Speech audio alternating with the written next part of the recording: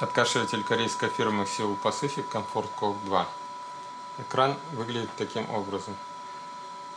Можно установить до 9 предустановленных режимов. В данном случае установлен режим авто. Режимы могут быть авто, ручной или режим перкуссионера. В этом окне отображается, когда загорелись зелененьким цветом окрашены.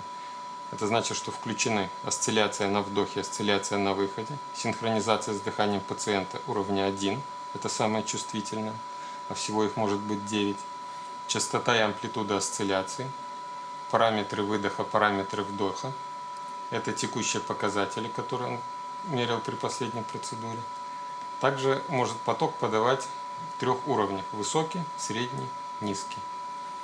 То есть при таком режиме процедура происходит таким образом. Запускаем. Пока он не почувствует здесь вдоха, ничего делать не будет. Как только делает вдох, чувствует вдох, проходит процедуру по этим параметрам и ждет следующего.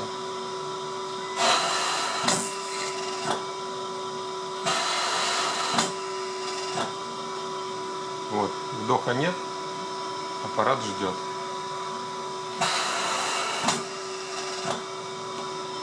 Вот. Стоп. Где меняются эти параметры?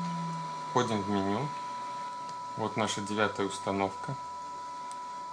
Режим авто.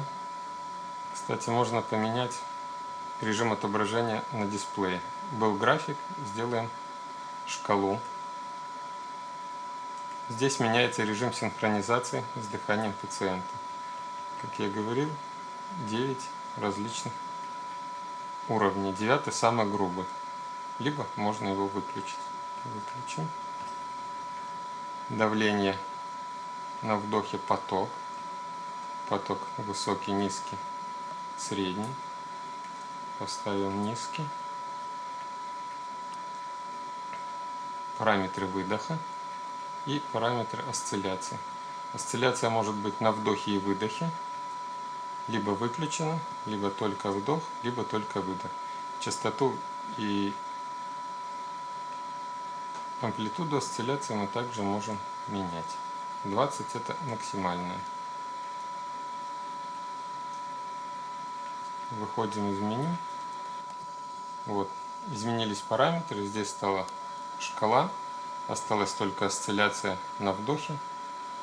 И запускаем. И нет синхронизации со вдохом. То есть тогда мы запускаем, и аппарат начинает делать процедуру сам с заданными параметрами. 1 секунда на 1,1 на вдохе, 1,1 выдох и пауза. Останавливаем. Если мы поменяем режим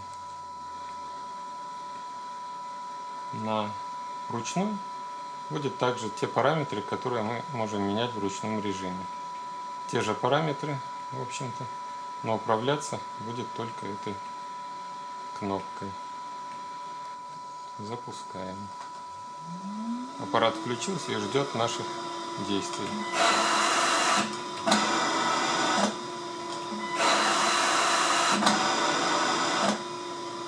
Понятно, что в ручном режиме время задать невозможно. Сколько мы держим, столько и происходит. До 5 секунд может длиться вдох или выдох. Больше.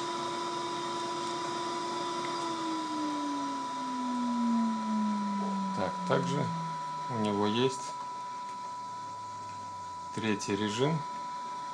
Это режим перкуссионера, о котором мы расскажем в отдельном видео.